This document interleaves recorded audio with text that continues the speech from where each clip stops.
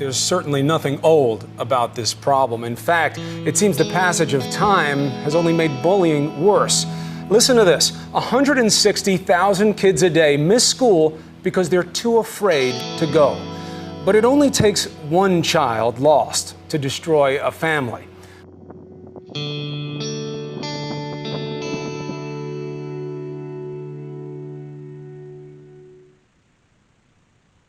All right, so state your name for the record. Lucero Ciprian. And then, Lucero, have you ever been a victim of bullying? Yes, I have. How did you handle it, or how did it make you feel? I guess this was more like in elementary, so it kind of happens more often. But I guess the way I dealt with it is humor. So the way I felt, like, yeah, it felt bad, but because of the humor, it didn't feel like it was bullying at all. It kind of just felt like I was having some like inside jokes with my classmates. But yeah, it did feel like sometimes it did kind of go too far. I used humor. I think if they have the courage to speak out, I think they should. But if they can't and they're just, going through it alone, I think they should think about the future. Like, those people aren't going to be in your life forever. Yes, they're, it's hard to avoid them. But in the long run, you probably will have the effect of, what they did. But I think it's just how you handle it too. If you just let it get to you and let it become your whole life, I think it would. And that's where the issue is. And you wouldn't be able to move on. If your bully was here now, what would you tell them? I think, it's kind of difficult because it was like just kind of everybody in my grade, or most people in my grade, just specifically my classmates. I think I would just be like, I'm okay. Like, you didn't hurt me too bad, but hopefully you kind of don't do it anymore. Hopefully, like, you're just a better person now and you know not to do it. And hopefully, like, you have the excuse that you were a kid and you're not repeating that mistake now. Specially trained officers searching the school today found close to 30 explosive devices all around the building. Authorities have also revised the death toll, now saying 15 people were killed, including the 2 gunmen. Most of the bodies are still inside the school, but families of the murder victims have been notified. Eric Harris and Dylan Klebold had apparently committed suicide, but investigators say they spent their final moments rigging the building and their own bodies with more than 24 pipe bombs. Amid the gunshots and bomb blasts, hundreds of students ran for their lives, stalked in their own school by 2 of their own classmates who went on a rampage. People were getting shot all around me. There was a guy at a table right next to me and her, and they just shot him and then walked away. And then Clinton saying he and his aides are struggling to understand why all of this happened. The president said early intervention is the key to preventing trouble. We must all do more to recognize and look for the early warning signals that deeply troubled young people send, often before they explode into violence. Surely more of them can be saved, and more innocent victims and tragedies can be avoided. Have you ever been a victim of bullying? Have I ever been a victim of bullying? Yes, I have, by both my peers and adults alike. Are you aware about how major the issue of bullying is? Yes, I am aware. I'm also aware that bullying has been going down due to recent anti-bullying campaigns, but I'm also aware that bullying has also seen a rise due to the use of social media. It's through cyberbullying. How did you handle it? How did it make you feel? Initially, I tried to handle it by going to a teacher about it, but that didn't solve anything, especially since that teacher was also part of the problem. I almost came to blows with my bully, like actually fighting them. It didn't get to that, but the message was clear. I felt just resentful of everyone and everything around me, and I kind of felt like I was alone. If your bully was here now, what would you tell them? I wouldn't want to tell them anything. I wouldn't want to give them the satisfaction that, they've changed me for the worse, even though I am improving at the moment. I would want to punch them in the face, but that wouldn't be productive to what I'm trying to get to. One of the few things that started it all were a couple of kids that lived in the same neighborhood as I did. They picked on a bunch of kids, but they saw me as their main target. They would go out of their way to harass me non-stop. I tried to tell some of the teachers at my middle school about it, but that only made things worse for me. These kids somehow figured out it was me who reported them, so instead of their usual bullying like stealing my things or teasing me, they now resorted to violently beat me whenever they were able to. This had occurred throughout most of my time in school. I wanted to call out for help, but I was so scared that I thought that the same thing was going to happen again. By that point, I gave up. I began reflecting this kind of hatred towards others who I didn't even know. I even took out my anger on the few friends I had at the time. But I think that the one thing that finally pushed me over the edge was that I lived with a broken family. My father was always angry for the smallest things and would take his anger out on my mother. One night, he went too far. My mom had to call the police, and I didn't get to see my dad for a very long time. I felt like everything around me was falling apart. No one was going to help me because of how I treated others. My family was a broken mess, so I had no real support outside of school. It was like I dug this hole beneath me, and I couldn't get out of it. I felt trapped knowing that I became the one thing I hated, and I paid the price in the end.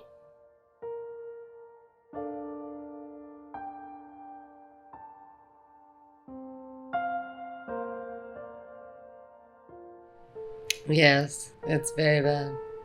Causes so much pain to so many people. It's almost irreversible. Being a victim of bullying can affect you for the rest of your life. Have you ever been a victim of bullying? Yes. And it has taken me years. And I'm still not over it. Does the past trauma affect you today? Yes. Every day. Every single day it affects me. It gave me some mental issues. It gave me a lot of insecurities. And I still feel like sometimes a scared little girl. The scared little girl that I was, that got pushed around and picked on because I was poor. A scared little girl that nobody helped. And sometimes I still just feel like I wish I had somebody to stand up for me back then, because I didn't have the strength to stand up for myself. And on those days, sometimes I do contemplate suicide. But I have a child, so I don't do it. She makes me happier than anything in the world. And I will always stand up for her. So in a way, by standing up for her, I'm kind of standing up for myself, because I'll never let anybody bully her. My hope is that people who are the victims of bullying will acquire some kind of strength for themselves, and for bullies to realize the impact that you're having on someone else's life. If you're a bully and you feel like that makes you stronger than the other person, when on the inside you're weak.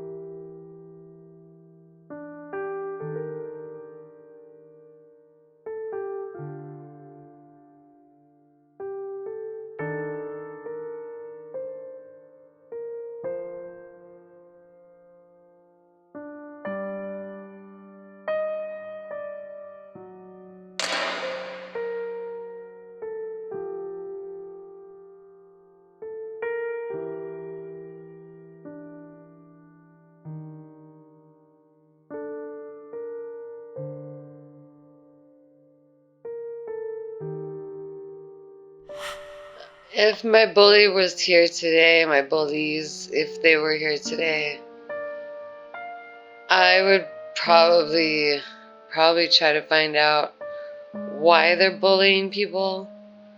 Sometimes people do that because they're being abused at home. So if that was the case, I would obviously want to help that person.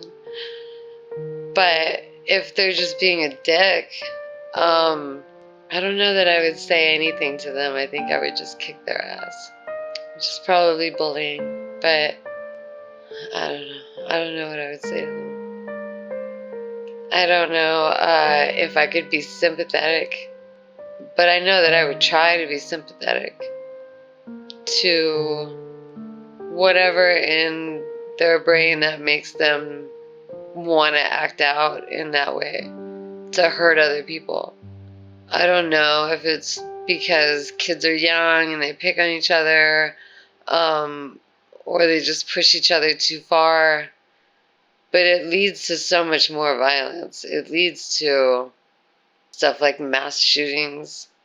And on the bullying side, it can progress to becoming a serial killer. So on both ends of it, nothing good comes out of it. And I think both sides need help. I think the victims need help and advocates when they can't stand up for themselves. And I think that the bullies need help. So what else is it going to take to get this point of bullying across? You have witnessed the effects from our interviewees in this documentary. Is it going to take more death, more hurt, more destruction? That's the only outcome that we can receive from bullying, either being the victim or being the aggressor. My name's Robbie Glenn. I'm the director of the film Screaming in Silence. I was once a victim of bullying. I was told to just deal with it. I felt the same way these interviewees did. I tried to ask for help. I was told just to deal with it in my own way. I felt like I was literally screaming and nobody was coming to my aid. Eventually, I did have to stand up for myself. Very quickly, what I thought was me doing the right thing, being aggressive to my aggressor, I ended up becoming a bully to the bullies. Does that make it right? Honestly, I think that violence does not solve the issue. Violence to solve violence does not solve anything. I don't know what happened to the people I hurt. I don't know if they developed a form of trauma from the pain I caused them. In my opinion, my solution would be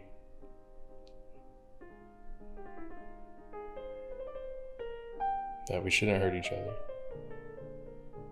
We're all the same human being. We all breathe the same air. We all want to be happy and loved. On behalf of me and the crew of Screaming in Silence, we hope that this documentary spreads awareness and knowledge, not only for our present, but for our future. I thank you for watching this documentary.